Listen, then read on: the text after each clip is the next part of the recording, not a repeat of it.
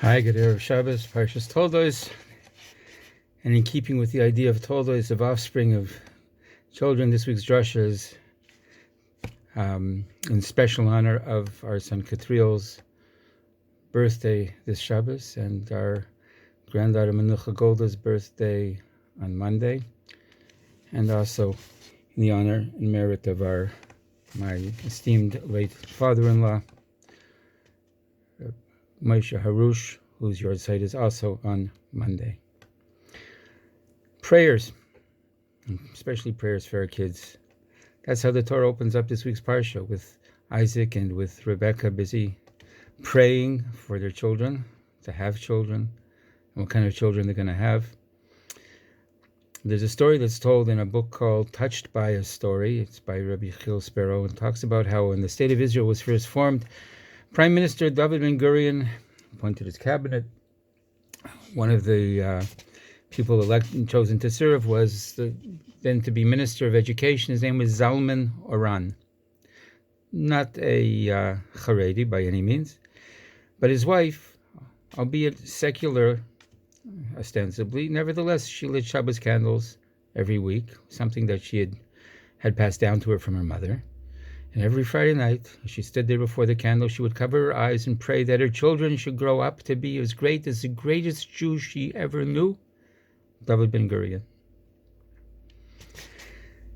In 1952, Ben-Gurion had occasion to meet with the great Torah scholar and sage known as the Chazon Ish. And while discussing many important issues, as Ben-Gurion came away from that meeting, he was very visibly impressed by the holiness and sensitivity and insight of this particular individual.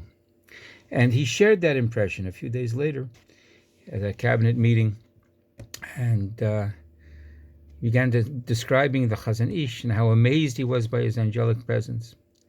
And that night, when Zalman Aran came home, he related the entire incident to his wife. The next week, when she was lighting Shabbos candles, Mrs. Aran's prayer for her children was somewhat modified. Instead of wishing that her kids would grow up to be like Ben-Gurion, she now prayed that they should become like the Chazon Ish, somebody she knew nothing about, other than the fact that if Ben-Gurion was unusually impressed by him, then that was good enough for her. This story was related by a Rabbi Baruch Heyman. He's a rabbi in Jerusalem, a Torah scholar in his own right, and very much involved in many Torah organizations. And he's also the grandson of Mrs. Zalman Oran. Prayers get answered. Prayer works. From the very beginning of Jewish history, we've been praying. We've been praying to Hashem for all of our needs, and we're told to. The Rambam makes it a point of our, not only of our faith, but of our practice, that if there's something that you need, who else are you going to ask for? Where are you going to get help from other than from Hashem? And as we read at the beginning of this week's Torah portion, Yitzchak and Rivka are praying to Hashem that He should grant them a child. But sometimes we don't see immediate results. Sometimes we don't see any results. Is there a way to guarantee that our prayers should be answered? There is. There is. In 1891, the great sage of European Jewry, the Chafetz Chaim, Rabbi Yisrael Meir Kagan, Zichron Livracha, published a book meant specifically for a handbook for the soldiers who were being inducted into the army, to enable them to maintain their Jewish identity, their Jewish integrity, and their Jewish dignity. And one of the things that he wrote to them over there was discussing the great importance and power of prayer, and how he guarantees that our prayers will be answered under certain conditions. And this is a rough translation of what he said. He wrote there that even if one prayed to God many prayers and still was not answered, one should strengthen themselves and continue to pray. For certainly the time will come when his request will be fulfilled, as we're taught in the Medrash Rabbah, that there's a prayer that's answered after 40 days, there's a prayer that's answered after 3 days, etc. And as we see from the Bible as well, there's a prayer that's being answered in this week's Torah portion after 20 years. And we learned the other week about Avram and Sarah, and That was a case of praying for perhaps 80 years for a child. And the prayers that one offers up to God don't necessarily have to be made during the times of formal prayer, during the Amidah. Don't have to be made in shul. You can pray to God anywhere. You can pray to God anytime, and you can pray to God in any language. The most important thing are the following two conditions. This is the Chafetz Chaim. The prayer should come from the depths of one's heart and not be mere lip service. And if one can arouse that heart to cry while during the prayers, our sages have told us that the gates of tears are never locked. And one should have in mind that the prayers are ascending to Shemayim, to heaven, via the land of Israel, from there directed towards Jerusalem, from there to the Temple Mount, from there to the Holy of Holies, and up from there to heaven. That's the route that the prayers take. And when these two conditions are fulfilled, the Chafetz Chaim writes, one is guaranteed that their prayers will not come back empty-handed.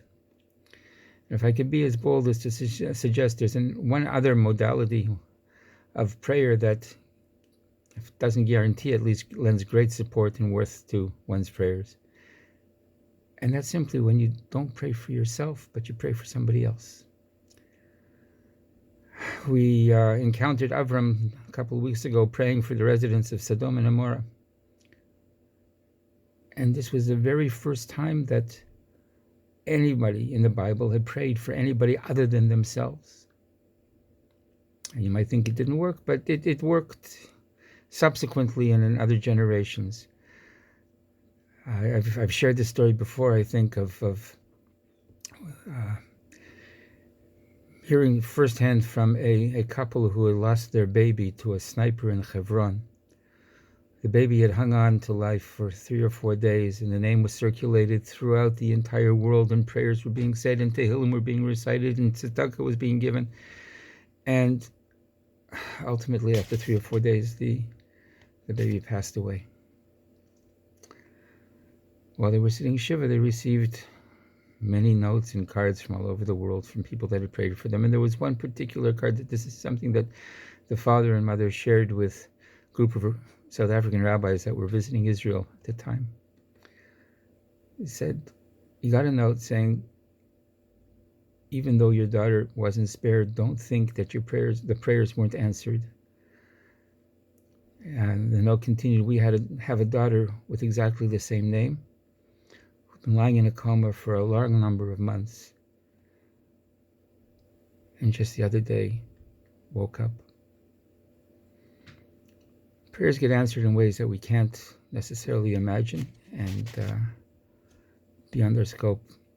But we are told in the Torah that when one prays for somebody else with the same need as one has for themselves, then when the prayer is answered, the answer comes to the person who did the prayer first, and then subsequently to the one that they were praying for. And so it's a way of getting your prayers answered. Don't pray for yourself. Pray for each other. And please God, may our prayers, both personal and collective, prayers for our children, prayers for each other, be fulfilled even more completely and sooner than we could possibly imagine. Shabbat Shalom. Mevorach.